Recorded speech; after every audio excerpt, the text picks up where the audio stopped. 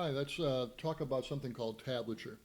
And that's a way to notate for the guitar that's been around for, I don't know, 50, 60 years now maybe.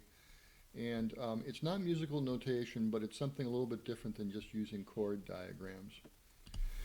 If you take a look at that diagram up on the top of the page there, you'll see that it has E, A, D, G, B, E next to each of the lines. And so what this is representing is obviously the strings on your guitar. And in this particular situation, the riff has got that low E string has got a 0, which means it's open, you're not fretting anything. And then right above it, it has on the A string a 2, and that simply means second fret, so 1, 2. And if you look at the figure a little bit more, you'll see it's going between the open E and that fretted 2, but you're also doing it go up to the 4. So you do 2 like this, and then 2 like this.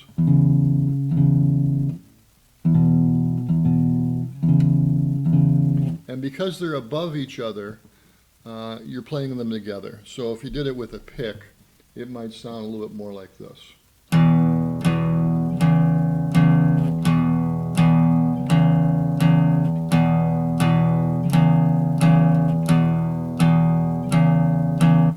And then if you go to that next figure there, after you've done that 4 times, you'll see that it's the A that's got a 0, so that 5th string has got a 0, and then the 4th string has got the fret at the 2 going to the 4, and so that sounds like this.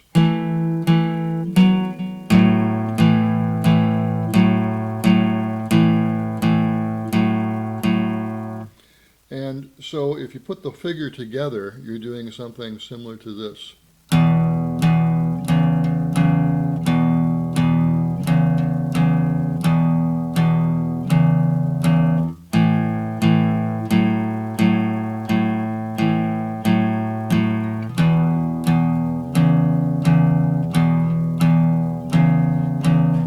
Then you're playing a B chord like we learned before.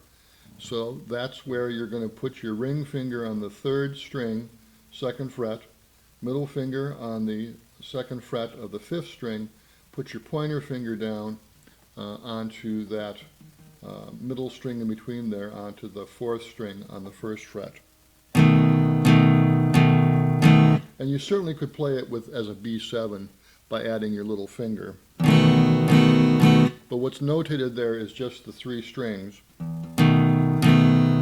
And as I've mentioned before, when you play this simple B, you just play the middle 4 strings on the guitar.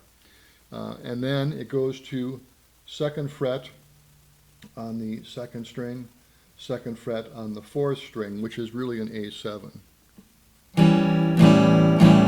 So that second part sounds more like this.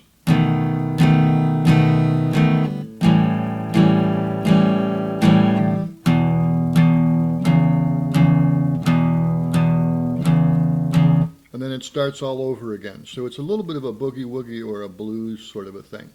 So give that a try, and you should sort of hear like every 50 song that was ever written using this figure.